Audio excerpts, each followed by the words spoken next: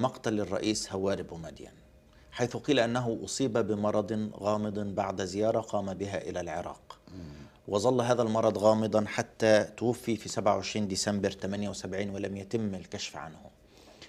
هل عندك أي معلومات أو إشارات حول هذه القصة؟ والله أنا أيضا رحت في وفد لتمثيل العراق في تشييع الرئيس بومدين. في 27 ديسمبر 78 كان رئيس الوفد السيد طه محي الدين معروف، نائب رئيس الجمهورية. نائب رئيس الجمهورية. فرحنا للمشاركة في تشييع الرئيس. التقاني الدكتور أحمد طالب الإبراهيمي، وزير خارجية سابق، وهو طبيب طبعا. نعم. وكان مشرف على موضوع علاج الرئيس، ينسق يعني الأطباء الروس والفرنسيين والعرب وإلى آخره. فهو ذكر لي المعلومة التالية حقيقة، وأنقلها كما هي ولا أعلم. أحمد طالب الإبراهيمي وإن شاء الله حلي يرزق هو طبعا.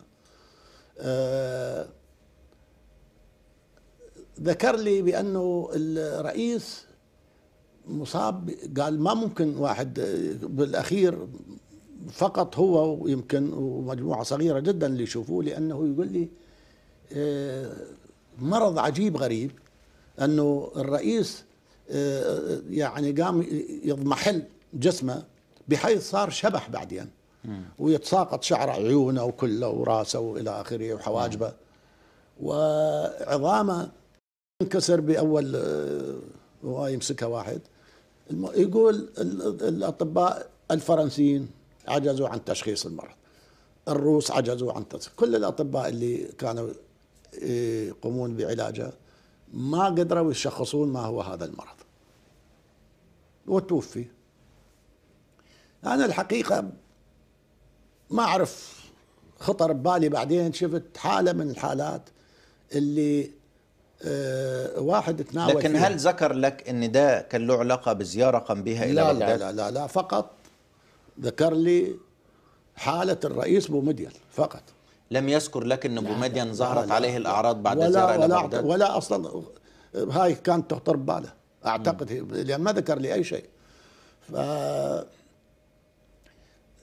لكن ذكر لي الشيء التالي، او انا بعلمي ما ذكر لي هو الدكتور أحمد طالب، أو أنا أعرف أنه أعراض المرض ظهرت على الرئيس بومدين في دمشق بعد مغادرة بغداد مباشرة. في طريق عودته إلى الجزائر كان في بغداد، نزل في دمشق للقاءات مع القيادة السورية، واللي فهمته من الدكتور فعلا أحمد طالب الإبراهيمي أنه أعراض المرض يقول هو من كان بدمشق بعد ما اجى، بس ما عنده شكوك انه موضوع انه له علاقه، يعني ما بين لي هذا الشيء، واعتقد ما كان يعرف هذا الشيء الموضوع. هذا الحقيقه فقط استنتاج ليس مبني على مساله علميه ولا معلومه ثابته، بس شفت حاله من حالات اللي الناس العراقيين اللي تناولوا السم الثاليوم، سموه الثاليوم اللي في شمال العراق، في صلاح الدين في شمال العراق. شخص اجى جابوه لندن، لانه نقلوه الى سوريا من شمال العراق، من اربيل الى سوريا. وامر الرئيس حافظ الاسد، هم اثنين ما اذكر الواحد، وواحد اسمه الدكتور عبد الكريم الجبوري ايضا نفس الحاله.